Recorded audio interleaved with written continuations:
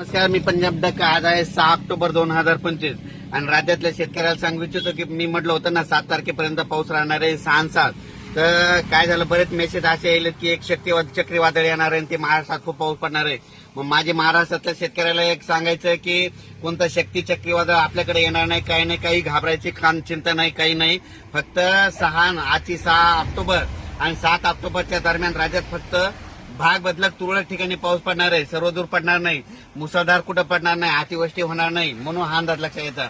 पण काय झालं, टीव्हीला बातमीमध्ये बरेच मला शेतकऱ्याचे फोन आले, एखादं चक्रीवादळ येईल का. मी म्हटलं तुम्हाला कोण म्हटलं, तर ते म्हणले बातमी चालू आहे.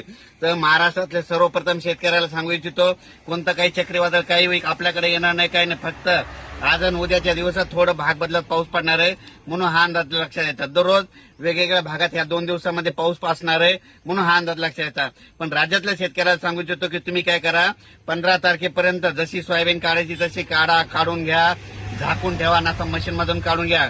कारण की राज्यात आता 15 तारखेपर्यंत हवामान कोरडं राहणार आहे, म्हणून हा अंदाज लक्षात घ्यायचा. राज्यात सध्या तरी असं मोठ्या पावसाचं सध्या तरी वातावरण नाही. फक्त पाऊस पडणार आहे, अर्ध्या तासाचा पडेल, 10 मिनिटाचा पडेल, 20 मिनिटाचा पडेल, कुठं रिमझिम पडेल, पण सर्वदूर असं सगळीकडे पाऊस पडणार नाही, म्हणून हा अंदाज लक्षात घ्यायचा.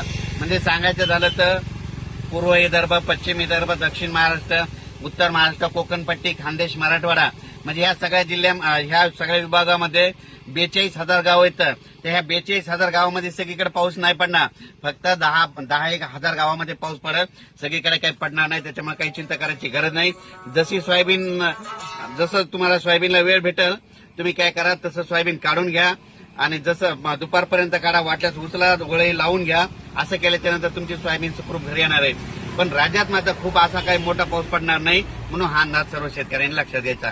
अचानक वातावरणात बदल झाला, लगेच एक मेसेज दिला जाईल.